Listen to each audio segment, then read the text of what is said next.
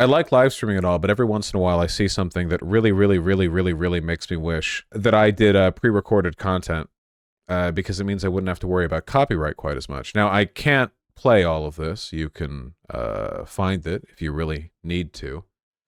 The Daily Wire is coming out with a new movie. What is this, their fourth movie? Lady Ballers. Now, no points for guessing what this one's going to be about. Let's see if we can get away with 5 seconds. In a world where women's sports is being transformed, the Daily Wire calls foul with the most triggering comedy of the year. Comedy gold. I'm watching it. I'm buying out the whole theater, boys. Let's go. Absolutely. This is going to suck. Okay, they're actually using hold on. I'm gonna skip around here because I don't want to tempt fate too much. They're actually using employees. Like, they're not hiring actors, at least not for a lot of the major positions. I saw Ben Shapiro in here. At some point in this, I saw Ben Shapiro. Anyway, I've said before, but like a significant portion of conservative comedy, this is like a big Steven Crowder thing, a significant portion of conservative comedy is just finding excuses to cross-dress. So, of course, the bit here is like, Ben is the ref. He's near the end of the video. Gotcha. So, of course, like the bit here is, in order for us to win a game, we gotta be women to win the game. Hey, is that JP? Wait, I can't tell if that's JP. He's wearing a JP suit. It might be, it might not be. It's not? Is it not? I want it to be. Fake JP? Can we say this is a JP impersonator, perhaps? Can this be JP cosplay? I think this is JP cosplay. You kidding? The pink tie and pocket square? This is JP cosplay. Come on. Come on. Ben! What's up? Oh my god, he looks so weird. He's such a weird looking guy. You know? That's the biggest I've ever seen on a lady. I don't care. Lady Ballers. Spectacular. I love it. Brett Cooper is a girl boss. She's in this.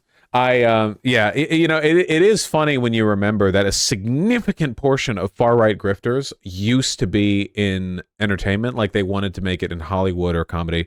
Crowder, Ben Shapiro, like a lot of them, you know. Michael Knowles, yeah, like theater kids, you know. Jaded, disillusioned theater kids who couldn't cut it. Matt Walsh in a wig at 54 seconds. Oh, how can I not? How could I not? You know, we're just being careful about copyright, but... $5,000 prizes. My lover says you're... Yeah! Oh, looking too. Huh? Looking like they would share drugs with you for free at Burning Man here a little bit, I feel. Serving slightly, even. Come on, credit where credit's looking good. With the beard, though? Why are you suggesting that women can't have beards? You stupid piece of shit. You transphobe. You f***ing asshole. You piece of shit. It's such low effort, though. I feel that's the point. Obviously, I don't really have an argument to make here with regards to this video. You know, it's not really logical. Vosh, I admire you for making fun of this. It just infuriates me. No. You got to think of this in the positive, okay? You got to think of this in the positive. So, a while back, the Daily Wire committed a very large amount of money to the project of producing anti-woke media to be a parallel Hollywood. Now, I ask you guys, have you seen literally any broader cultural impact to the kind of stuff they've been producing? This is not their first movie. Gonna guess no. The reason for that, of course, is because conservatives, fascists in particular, just aren't that good at making art. They're not interested in making art. They're attempting to make political propaganda, but they're not cueing the artists in on that. You know, you can make artful propaganda, but it's hard, and they're not here for it. That's why they aren't working in Hollywood, the place they would have rather been than where they are now. So, you know, the cultural impact here, fairly minimal, I feel, besides this being funny. And I do find it funny. I also think that it's particularly amusing, considering the fact that Republicans have massively underperformed both 2022 and 2023. In spite of Biden's unpopularity at the moment, Democrats still came out ahead in 2023, and a large part of that is because they have been failing to capitalize effectively on the anti-trans rhetoric. Like a whole bunch of the trans panic school board types failed in 2023. Politicians that made being anti-trans their entire thing did really poorly.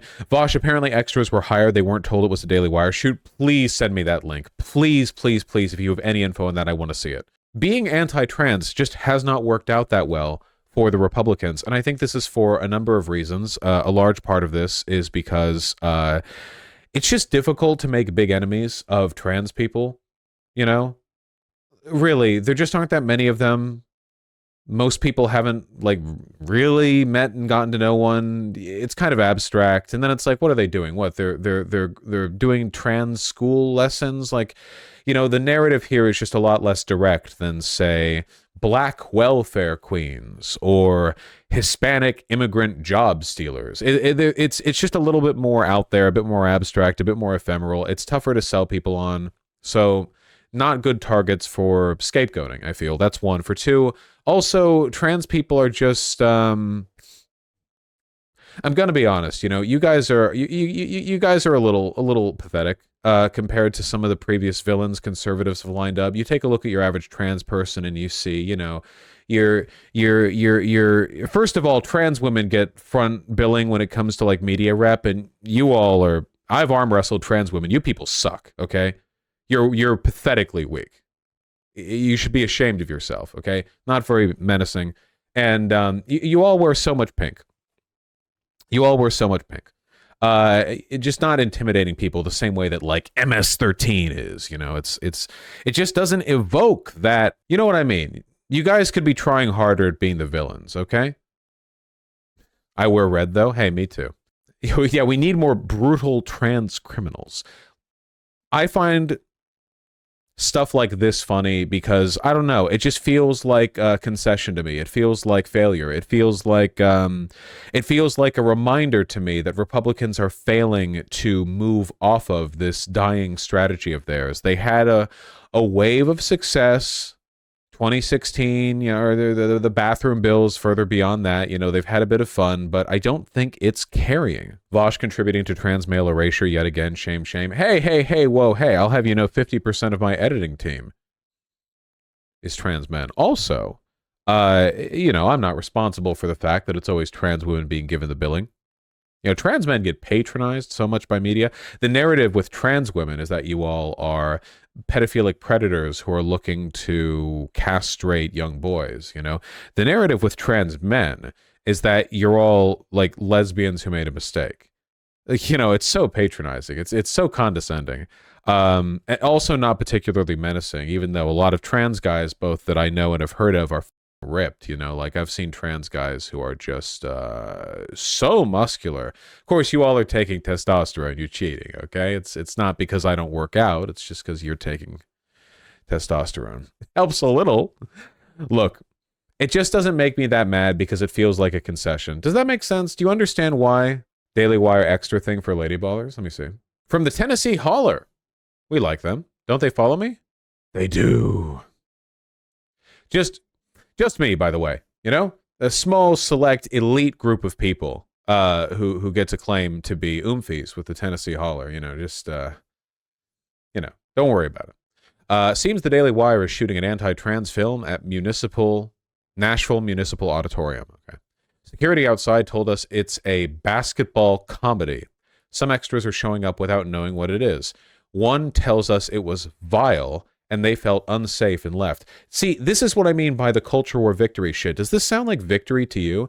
That in order to get your, this is a mainline conservative organization, by the way. The Daily Wire has a ton of dark money pumped into it. A lot of right-wing billionaires, funding this operation. Or maybe not a lot of them. You don't need a lot of them, but a lot of their money. And the flagship, or one of the flagships of conservative media. And what are we doing with it? They have to squirrel away a little comedy film in a municipal basketball hall, and they don't even tell people what they're doing. People are leaving while they're filming because they didn't tell. Does this convey to you strength? They have to hide it. It's weak. It's pathetic. Doesn't convey strength to me. It's like shock jock humor. It's pathetic. Very funny. This happened with What is a Woman too? Yeah, speaking of films that did not have anywhere near as much cultural impact as they thought. Guys, PragerU did a $1 million ad buy to get their D-Trans documentary on the front page, or the front listing of Twitter for a day. Have you seen anyone mention that documentary apart from fans of me making fun of it for being hilariously bad at making their point? That's what I thought. What about any of the other... Here, hold on. Daily Wire films. What about Run, Hide, Fight? You know, that one where Republicans are getting hunted or whatever. You seen any of that? Any of that around the place? Here, let's take a look at the Daily Wire movie collection. We seen any gigantic cultural impact from convicting a murderer? I've never even heard of it. The Pendragon Cycle coming 2024? Is Pendragon books? I don't know what this is. Probably something else. Run, Hide, Fight. Exodus. Shot in the Dark. There's Candace Owens. What We Saw? No? Vision? Logos and Literacy? Greatest Lie Ever Sold? George Floyd and the Rise of BLM. Of course, because it's George Floyd, we have Candace Owens up here. Master's Program, Dinner with Trump, Terror in the Prayer. You heard of any of these? Guys, this is literally like the big private conservative organization in terms of like producing right-wing cultural material. It doesn't take, does it? They get a little bit of interest, a little bit of attention, mostly from people making fun of their premises. Like with this. You see what looks like a wellspring of attention from the right wing, but then how many of those guys actually watch the movie? See, you know, I bet you a lot of Daily Wire, Ben Shapiro, Jordan Peterson, whatever fans, they'll go, oh yeah, this epic comedy is going to trigger everyone. 1.5 million views, mostly likes. Okay, how many of these people are actually going to watch the movie? 1 in 10, if that? 2. Terror in the Prairies made a grand total of $800. Is that true? That sounds too good to be true. I see it's rated 2.8 in the audience rating summary. Proceed. $800 is a specific amount. I'm going to type in $800 and see if that brings up anything in particular. Oh, well, there we go. Gina Carano accuses journalists of harassing her after he mocks her Daily Wire movie making just $800. To go from, what was it, The Mandalorian? Was that what she was in, Gina Carano? To truly winning the culture war, huh? Making a lot from this money. Yeah, we'll see how Snow White does. It had an international box office of 13K. Oh, wow. Yeah, making back the amount. Daily Wire doesn't release exact numbers for the movies, but a look at their YouTube page shows 85,000 views watched a pre-show with the creators before the movie's premiere last year. So less than an average video of mine. Yeah, look. Again, I know I'm overselling the point here, but I like seeing stuff like this because it it makes me feel like we're winning. That's why. Are you familiar with the Sound of Freedom guys' Pay It Forward scheme? Yeah, my Sound of Freedom is the closest they've gotten to like an actual cultural, you know, like an actual way. And that wasn't even Daily Wire, you know, but with the conservative movie bit. And even then, a huge part of that was because the people who backed that shit were lunatics who would buy out tons of tickets and like fill theaters. Like there was literally this phenomena where for the Sound of Freedom, these like QAnon guys online would be like, we're going to support this movie. We're going to buy every ticket online to this theater in Cincinnati that I won't go to because we're supporting the movie. Yeah. And then people would go out to the movies and show up and there would be nobody there. And they would be like, online, this movie screening was booked full, but there's no one here. Conspiracy? Like, that's the level, that's the IQ level we're operating on here. They were asking people to donate tickets. Yeah, it was a huge shit show. A lot of the, you know, a lot of the pull, it's nothing. Not style it in. Jesus Christ. I clicked that link and got a chub. Pull it in. We're streaming here. We're talking about the culture. How do I ban for 10 seconds? Something, trans people will win. Something.